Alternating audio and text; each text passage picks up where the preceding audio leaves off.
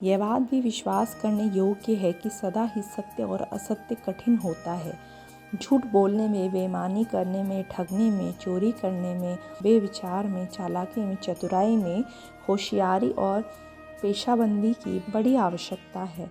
इसके विपरीत सच बोलने में, पूरा तोलने में, ईमानदारी बरतने में, सदाचारी रहने में किसी खटखट की ज़रूरत नहीं। लेकिन संचित संस्कारों, पुरानी आदतों और वातावरण के दुष्प्रभावों के कारण सन्मार्ग पर चलते फिरते पैर फिर जाता है। आदमी सत्य के विपरीत झूठ का अवलंबन लेता है। इसीलिए आवश्यकता है कि बचपन से ही सत्य बोलने की आदत डाली जाए। बच्चे में सत्य बोलने की आदत डालने हेतु जो सबसे बड़ी प्रयास करना है वह यही है कि माँ बाप स्वयं सच बोलें। झूठे माँ बाप अपने बच्चे में सत्य के प्रति आस्था पैदा ही नहीं कर सकते। महात्मा गांधी ने सत्य का पाठ अपने पिता से पढ़ा था। उनके पिता राजकोट रियासत के दीवान थे, परंतु सदैव सत्य के मार्ग पर चलना उन्हें पसंद था।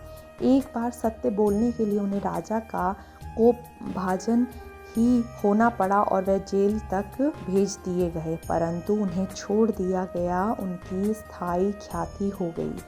व्यक्तिगत उदाहरण सबसे महत्वशाली और प्रभावकारी माना गया है। बच्चा चाहे 1000 पुस्तकों में सत्य की महिमा का प्रतिपादन करने वाले श्लोक, चौपाइयाँ और दोहे क्यों ना पढ़ लें, लेकिन यदि कोई व्यक्ति अथवा उनका वातावरण सत्य की महिमा को स्वीकार नहीं करता तो वह भी सत्य के प्रति आस्थावान नहीं बन सकेगा।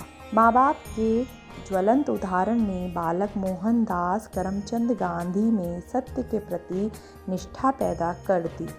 पाठशाला में जब निरीक्षक आया तो अपने मास्टर के संकेत करने पर भी उन्होंने अपने साथी विद्यार्थियों की कॉपी से देखकर स्पेलिंग ठीक नहीं किया। वह केवल उनके माता पिता का प्रभाव था।